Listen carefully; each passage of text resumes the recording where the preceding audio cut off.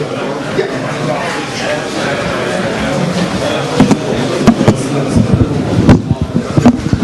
right.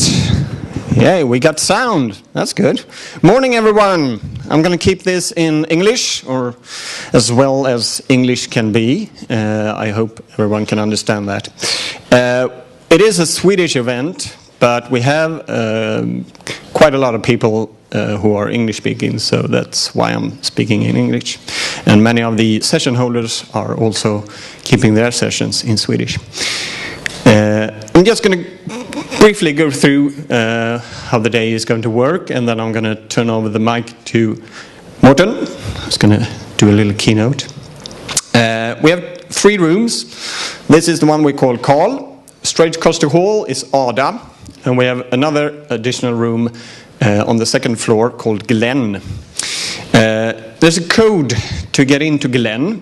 We have no sessions there, so if you just want to sit there, do a chat or do a sprint, coding sprint, the number is 6012. I'm going to try to get this information up on the website as well, but 6012, 6012. Sophie, who is running the conference hall, says that we might be experiencing legal thieves, so look after your stuff. There are thieves running around. During the break, the lunch and fika break this afternoon, the doors to these 2 halls will be locked. So if you need anything locked in here, but during the lunch, that is okay. I trust everyone has gotten a small pamphlet with information for the day. The same information is on the webpage, drupalcamp.se/info. And with that, I'm pretty much done. I want to welcome you all. It's nice for the first Drupal Camp in Gothenburg, and I'm really delighted to have Morten, who is a prominent figure in the Drupal community, and totally blew me away in Stockholm half a year ago with his session about display suite. Sorry, I'm just misplaced the word session, with his session about display suite. And I'm really glad that you wanted to come here. So take it away, Morten. So let's do this mic. Hello, guys. First of all, thank you for having me here in actually my favorite Swedish city. And that's just not to sweet talk. That's because I'm a metalhead and the Gothenburg city is pretty fucking awesome. Yeah, right there, dude. Right there. 2 fucking horns. Good. Okay, so first of all, a fair warning, I'm a Dane. This is how Danish I am. This Danish. I speak fast. I don't like Swedes. I don't even like Norwegians. But I like Drupalists. I like Drupal people. Actually, not even a Dane. I'm from Copenhagen, which make me even worse. Which make me a little arrogant fuck. But still, this is a Drupal thing, so the rules are different. So now I actually like you guys. I speak fast and I speak with a Danish accent. So if something kind of slips by, do this. I can actually understand Swedish. So don't be afraid of talking Swedish to me. I will probably ignore it, but again, good. So this is me. This is my Twitter account. This is I'm actually the chairman now of the Danish Drupal Association, and not as it says here, but association. We have another member actually of the board down there. So, woo! No, it's same thing as Drupal Association, just for the Danes. Trying to organize stuff and do stuff like you guys are doing here. This is my company. I'm a small shop that does front-end work, design and development, and what I'm gonna talk about today is actually HTML4S, which is the new exciting version of HTML. I have stickers with me because I have seen laptops here who have not yet been crowned by the king. So come by, get those stickers. This session is not about all this stuff. It's not about Microsoft, my performance, offline storage, responsive design, all that stuff. No. This is basically about the basics of HTML5. What is HTML5? Why is it so awesome? And how do we get it into Drupal today? And there's going to be a small talk small things about code in it, not that much, but just a little bit. So first of all, kind of, how many developers do we have here? Whoa, I'm not alone. Frontend heroes, come on. You're going to protect me, right? Designers, like real designers, like people like, no, don't do this. Come on. Two in the room. Yes. Product managers. So we have more project managers here than designers. That says a lot about Drupal, right? UX people. Even more than designers. Oh, this is great. Ladies. Hey, ladies. Dudes. Yeah, good. We need to do something about that too, right? Just here for the coffee? Okay, no one. Oh yeah, Emilia is good, Emilia. So, HTML4S. This comes around, remember when the iPhone 5 should come out? We were all looking for it, all excited, and then Apple did this is the iPhone 4S. That's kind of how I feel about HTML5. It's like, this magical new thing that we're going to come out. And then that came out. But there's a reason for that. So first of all, this is kind of, back in 2008, Drupal 6 comes out, and at that same point, people begin to talk about doing grid-based designs. Like 960 stuff comes out around the end, and we're down Drupal 6. And then, 2 years later, we got Drupal 7 out. And about the same time Drupal 7 comes out, we're going to talk about responsive stuff, we're going to talk about HTML5, CSS3, all this stuff changing the way we think about the web. Now we're beginning to move towards Drupal 8, and we're going to probably talk about new stuff that we haven't talked about here. And it's going to be done when it's done. Maybe around in a year is what I've heard. There's book fees in December, but this is kind of where we are right now, right? We're in the transition between 7 and 8.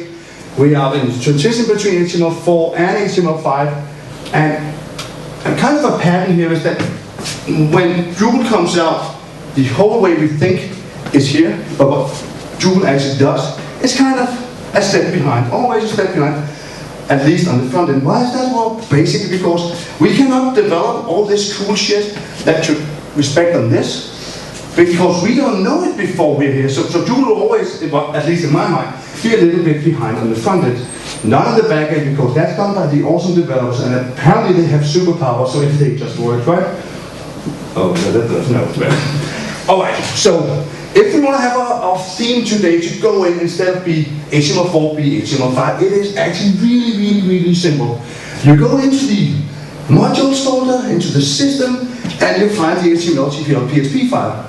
Already here, simple, and just finding that file was, when I figured this, I was like, huh? Are you kidding me, guys? Why are we hiding this stuff down here? But you take this file and you copy it down to your own theme. Now you can control, actually, the doc type. And the big difference, and this also says a lot about the big difference between HTML5 and HTML4. I mean, HTML4, look at all of this stuff. Can anybody ever remember this? Could you write this in hand? I've had this as a copy-paste function for 15 years, right? Now it just says doc type. And what does doc type actually mean? Well, we figured out that doc type, this is the way that now you define this page is an HTML5 page. That's it. This is actually the track for unicorns. Because this is where all the epic new shit comes in. The problem is when we're setting this track up that says, oh, come here, beautiful little unicorn, you can make my site magical. Well, also we got all the hipster thing coming in. Because, well, now it's all new and exciting, which builds up a lot of talk about, oh, HTML5 is going to change the world, yada. Nah, not really at this point. It's HTML4S. So, and the big problem right down here is this one. This was Microsoft a year ago in Chicago, DrupalCon in Chicago. They actually put in an ad where they said openly that they were very sorry for IE6. I take this personally as I kind of slipped this idea at a bar at a couple of Microsoft people a year before. Because the way the Drupal community works is this. Hi, I did this module that screwed up all of you guys' life. I'm going to change it right now, I'm sorry. And the whole Drupal community go, yeah, okay, fine, let's make it better. That's kind of how we think. suddenly Microsoft figured this shit out. So we went to Denver this year. How many of you guys was in Denver? Okay, good. And I was hoping for a new ad. I was really hoping for that. Just changing this shit just says IE7.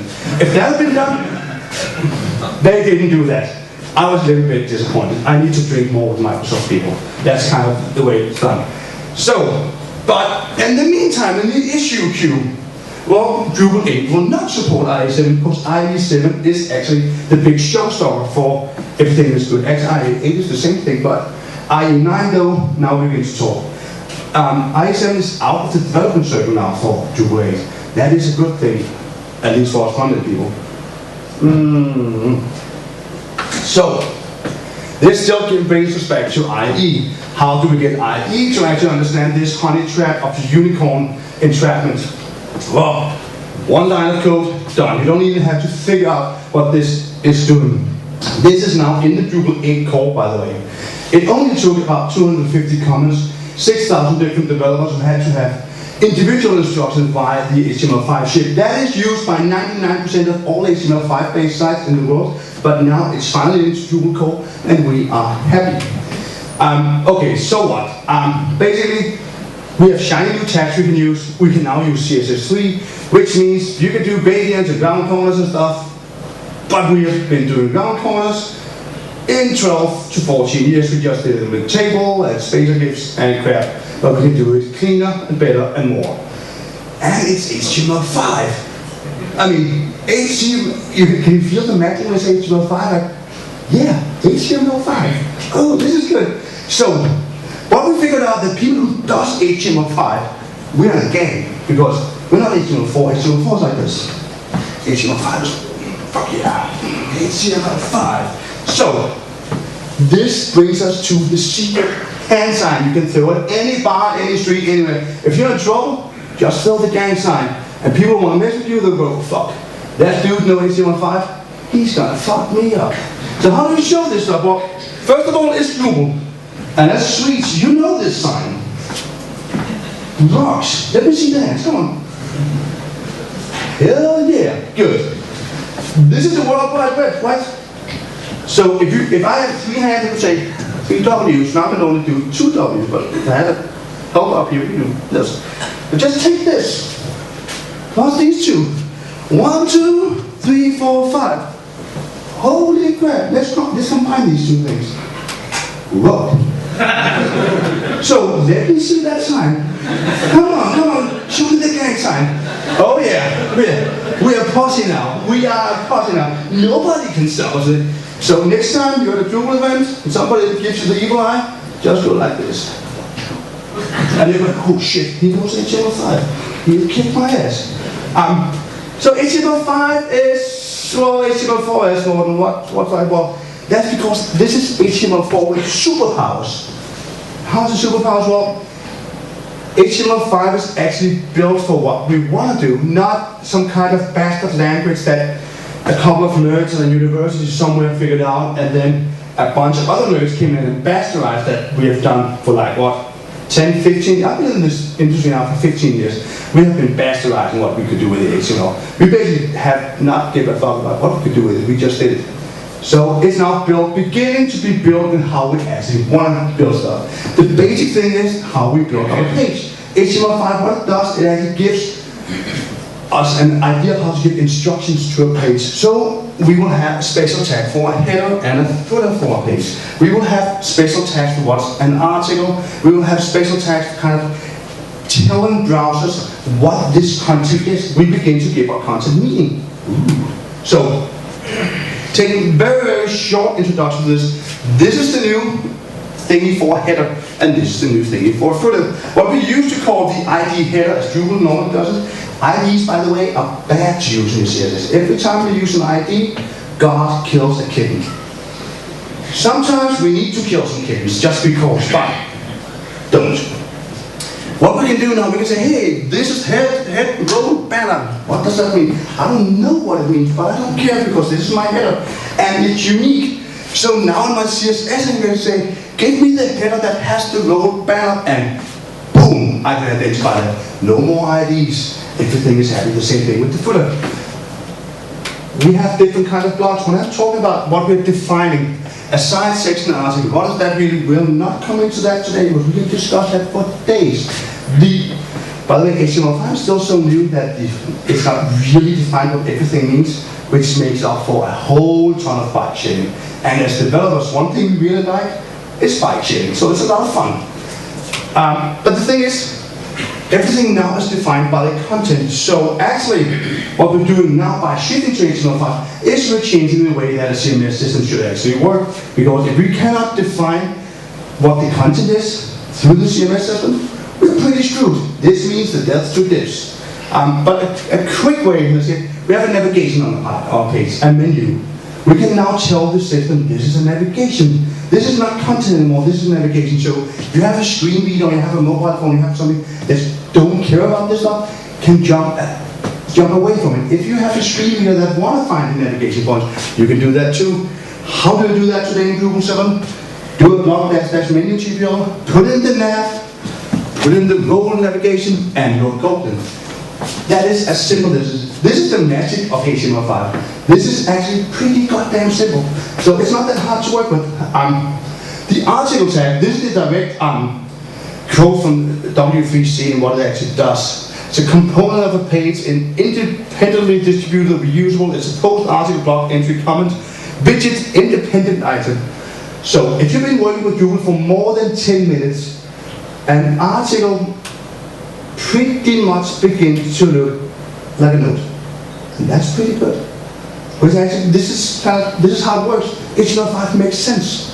And it's, at least when you have been there many years that I've been in web development, it's beginning to be nice when things actually make sense. And now we talk about making sense. Now we have the next footer tag. Before we had a footer tag in the footer of the page. Now we have it in the middle of the page, because the footer is not a footer, it's kind of meta text about data if it's inside an article. So the thing about it always makes sense? Not really. It's still a bunch of... Sometimes it just doesn't make sense. Yeah? One back. Yeah? We've got to close the footer tag. Oh, Christ. Shame on you. I got the teacher. The teacher is in the room. Oh yeah, I saw you made a mistake. Hey. Do you have an apple with you? No. No apples? I don't touch them. You don't touch apples? You're not a fanboy? No. Then yeah, I forgot. 1 point for you. So, for the next slide, can we find the errors? This is actually just a note TPL where we actually just put the article in, we put the footer in, and what we just do is, instead of having divs all over, we begin to describe what this piece of content is. Basically, yes, that's the whole idea, describe your data. And that kind of ends up with what would Drupal do if the world ran out of divs. I mean, if you look at the source code of Drupal site, that is like divs from hell. How many divs can a page actually have? I think Drupal defines that multiple times. I mean, we're the only CMS system in the world that constantly breaks IE's level of CSS files that you can include. Microsoft ended up changing the way their engine works because of Drupal's obscene amount of CSS files. Or maybe not only because of us, but it's been a talk about it. The thing about this is if we want to describe data, we cannot, div doesn't mean anything. That's kind of just a container. Hey, I got a div, put stuff in, I got another div, put more stuff in. I have a div and a div and a div and a div and a div. Put more stuff in there. What is this stuff? I don't know. What's the point of that? Well, this is kind of, we put layers and layers and layers and layers of stuff. What I want to do, I want to be in, I want to get down to the nitty gritty of it. And it's kind of, sometimes I feel like having all these divs, that's kind of a chastity belt for how we actually think about the markup and the content that comes out. Which is kind of, I've heard some people talk about, well, Drupal markup, that's kind of onions. Like layers of onions. How many days are in this room? Good. Okay. And they're not real days, so they don't get the reference for this. People can all ask Danes what onions means in Danish, and you will learn something about mail autonomy. But the basic thing is, this is a pain. It's a pain because we have to cut up everything all over again. So a really we have a bunch of different ways. Kind of, I just want to take the content. I don't want to have the content. I don't want to have all the divs. I don't want to describe this piece of data. You can kind of do it all these kinds of ways. Or one way I'm doing it now is, I was thinking actually about calling this function the tangent dropper, but I figured out that was probably going to put me in a lot of trouble. So this is the no markup theme function, and a lot of front-end people, themers, have no idea that we can actually change this. So this is kind of my usual sneak in and slide in for front-end devs to figure out, hey, if you're in the notes, you can actually take the content, find that field name you want to have, take a new theme function, and call that. Use the theme function to call it. And then you have a small little piece of function like this that simply doesn't wrap the stuff in anything. So now you can just print out your data. Hey, there comes the Danes. Too late. Hi guys. Do you have an apple with you for me? No. And you know, by simply dropping this stuff in, you can actually clean out your data. I think it's pretty sweet. Another way of doing this and actually beginning to identify is using Display Suite. I had a rant about it a year ago. Display Suite 2 is coming up pretty soon. It is a pretty awesome tool also for prototyping, just to clean up, figure out how you want to describe your site, because we cannot anymore by HTML5 ignore the markup. We need to begin to look at this and take it seriously. And I know that if you're a developer that's been sitting all day and busting ass to getting data from all over to merge into the system and replicate and do all that magic stuff that devs does, you really don't care about if Morten talks about a div or an H3 tag or whatever. Here's your stuff, shut the fuck up, right? But by having tools like this, we can begin to talk to each other. Views, does the same thing, made by the awesome world. What we can do now actually is Views is supporting this whole idea too. So we can actually go in and begin to define this field. I want to have this as an article on the side, whatever I want to have it to. So the tools are there now. It's HTML5 tool that can do this stuff, and it's pretty sweet. This is kind of a new way of thinking about how the whole login could figure out. I did a rewrite of how the Drupal's login form looks, because how you identify a site to be a Drupal site is go to the address, do the /user, and if you have a login form that looks like shit, it's a Drupal site. You don't have to have that all identified thing else. I mean, this is the most commonly used thing on a website, right? The login form. And we have not changed anything in it for 5 years. It still looks like that. I don't know. It's just kind of one thing. It's just there, and it's so cumbersome to work with as a themer or designer that I set as a goal to actually sit down and rewrite all this stuff, figure out how it could be done. It ended up, this is me doing shameless promotion for a magazine called Drupal Watchdog. Actually, I ended up putting an article in here about how to rewrite the markup for this, how to actually think and how to design it. By the way, the Drupal Watchdog is actually a pretty sweet magazine that you should begin to look into. I actually wrote 2 articles this last time, also about HTML5. Hey! CSS3. The next thing is this whole HTML4 is the new super thing. What is that we can do with it? Well, first of all, a quick trick to actually get your life better. This is called the FOAD technique. I had no idea that apparently this is my invention. I figured out by Nathan Smith that does the 960 grid.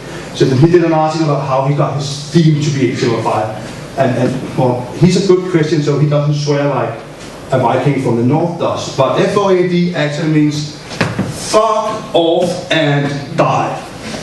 Which in Swedish would probably, no, I should not try to do that. Gå væk og dø.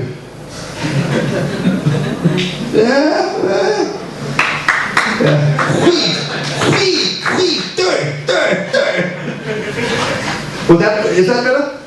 Nah, I need to work on my Swedish tonight, right? What this is the simplest trick in the world. You have your info file in your theme, and you take all the CSS files that you don't use for anything, and you tell Drupal, oh, it's over here in my theme. and you don't have it in your theme. So Drupal comes in and says, hey, give me that CSS file. And your theme says, it's not here. And Drupal goes away and says, okay. And forgets all about the CSS file. So you can actually kind of remove CSS files. So if, let's say that the Bean module's trigger plugin. Anybody here knows the Bean module? Okay, yeah. Okay, it's a small module somewhere between nodes and blocks, not being a block, something, whatever. It takes in Twitter stuff. So if I just want to have everything Morten had said the last 24 hours, I need to get that data out really quick. The problem is that this module also comes with a CSS file that has colors for all its links. So suddenly, all my links on my web page was blue. Morten was not happy. Instead of screaming, well, besides going into the issue queue and do a +1 on the 400 other people who are not happy about this, I simply just remove it by just calling the CSS file and get it out there. It's kind of those small tricks that we forget to tell each other that needs to get out there. And this comes back to another thing. IE6 is dead, right? Really, really dead. How many of you guys do anything for IE6 now? Good. How come, and to the camera, nobody had their hand up? There was kind of said a dirty joke about sweets. We don't do anything for IE6. Good. How come that Drupal still supports IE6? And IE6 is basically a shit ton of pain in the ass to get anything to work well, because we haven't evolved for 2 years. This means that we have now in CSS3, we have before and after, which basically means we can, by CSS, we can insert new stuff before and after elements are actually declared. So you can put in an image, you can even put in text by CSS. And I know the purists are going, oh no, but CSS is not a coding language, it should not be able to do this. Well, it is really, really helpful for us to put really many small, quick fixes into the markup. Just to kind of push it in and make it pretty. That is one thing we can do now. We can actually make decent selections. We can figure out where the next piece of class or element in the markup is. We can use RGBA, which basically means we can have transparency now in our markup. Data selectors, so you can go and say, oh, this link is referring to the info page. Make it green. You can detect that by the actual URL. How awesome is that? But what are we doing right now? We're adding a class to everything and load it into 3 divs because we need to support IE6. We don't, so we need to actually get moving. Even first child, one of the most annoying things about IE ever, that it didn't support that. And this comes to my rant. I'll do it really, really quick. We need to start thinking about CSS as its hooks. As a developer, you think always in Drupal hooks, right? Everything is a hook. I need to grab this. It's a hook. Grab it. Ha ha. Then it comes to the CSS. Oh yeah, well, we have these CSS, these front-end people. Well, how about I just give them, something they can identify with? Yeah, my brain, I'm a developer. We give them a hook. Here's a hook. Input field. Give it a name. That means that we have to write CSS in a very cumbersome way. And when we talk about one of the first slides I had about how we're trying to move forward, but we always in Drupal have to go back, lean back. Sorry.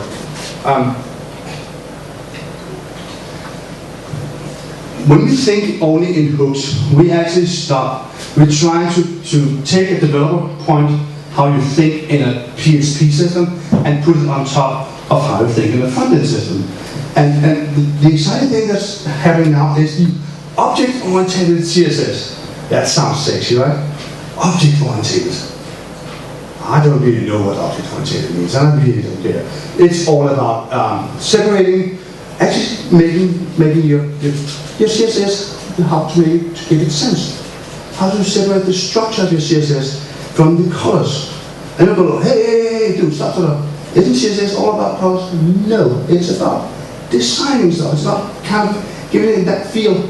And that, a lot of us are beginning to build in other ways. If you want to have a really good introduction to a documentation of how CSS actually can be think, you need to go and read the Smack CSS, Jonathan Snook, smackcss.com. You want to book it up. It's free just to read through online. And if you get really happy about it, you'll be like, oh, you only want $30 just for me to support him, and I get an ebook of the same stuff I just read online. But it is the shit. This is I want to say, this is a must-read for every developer in the room, and every front-end person, everybody who's going to work in the CSS layer. It begins to make sense why front-end teamers are such crazy people when we look at Drupal. Let me just say it that way. Because we want to be classy. The thing is, well, Drupal is not really wrong. Drupal does what Drupal does. Drupal is a CMS system that can... Is time up 2, 3, 4 minutes? Okay, good. Drupal is not really wrong. That's the whole thing. Drupal just does what Drupal does. Drupal does what we want to have it to do. And, well, I'm apparently a community leader in that front-end thingy. We did a front-end conference a week ago in Amsterdam, which went pretty awesome. What we need to do when we look at Drupal is actually begin to figure out what is it that we want to have it to do, because it does whatever we want it to do. And the thing is that Drupal is a system, and if I want to change that, well, I can change it. If you want to change it, you can change it too. It's probably going to take you 5 or 6 years of your life, but you can change it. It's just a tool that we can work with. And by the way, when people put a grid on their website, this is just a personal thing, it's not design, a grid is a tool. The thing is that size matters, especially when we talk about the theme. Look at the mobile platform. What is that we always talk about? Oh, it needs to be quicker. Well, size does matter. And what do we mean by size? Well, basically, smaller is better. And if you look at this fine piece of body, you will know why smaller is better, because quick and fast and lean and mean, and not big ass and slow like Drupal sometimes will be. But we can change that, and that's the whole point of why we're actually here and why we're coming together at events like this. I mean, how many of you have ever done a table-based website with GIFs? Come on, up with your hands, good. Can you remember the first day you did a site only with GIFs in? How that felt? I was like, holy fuck, how am I ever gonna get, I know my table, I can get the shit done. And now, oh crap, I'm gonna die in this div, ID, class, CSS, crap. Position absolute everything and it works. And now, 8 years later, we're like, oh crap, article and header and footer, so we're in the same transition at the same time that Drupal 8 is beginning to form. Holy crap, this is in my mind, this is the most exciting time we can actually be in. We're changing everything right now. And it's not, we don't try just to pattern the stuff, it's actually going to be better. So yeah, new dawn, new tags, and the thing is, if we go in and own this shit, and actually yell out loud what it is that we want, we can make it move. So my thing is here, what if we make a deal? So the thing is, every developer, if you help us front-end people protect you against the evil designers. We have 2 of them in the room. They are evil. Why are they evil? Because they're going to go like, this needs to be 3 pixels more to the left. You don't respect my colors, but I didn't feel it's the right thing. All that crap. That is what us front-end people do. We protect you against those people. You don't have to think about them anymore. You don't have to think about ID anymore, because do your data stuff. We will take care of that. The front-end is a very scary place to be, because they're throwing mobile phone at us that, I mean, we don't even have yet. You need to support the Kindle Fire. Oh, so when do I get a Kindle Fire? Well, you travel to the States and you buy one and you can move it home. Anybody in Denmark or Sweden uses this? Nah, that is what front-end people do.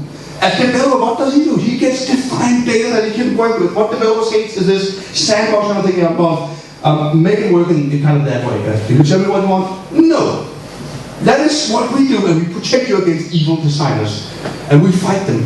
And we fight you. And no, we work together with you. That was the plan. Sorry, but I don't know what happened there. So, if we get that deal in, then about us front-end people, why? If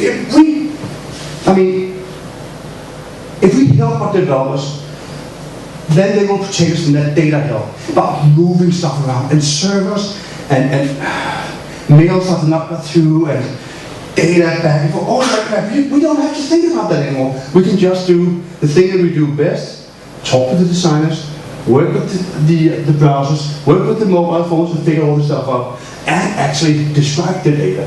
And project managers, go make me some coffee. No, actually, project managers, please protect us from the clients. That is your job. Have them be away from us so we can work with the designers, with the themers, with the developers to make what we actually want. We want to make epic goddamn Drupal websites. That is the point, right? That is why we're in here. That is, well, at least why I'm here. I want to be epic. But epic websites that we want to do. I can see I should probably shut up now. So I have some stuff with me for a project I'm doing. I have a session about that later called Heel Haul the Div. This is my whole obsession about changing divs to something else. Resources, gang. No questions? Thank you.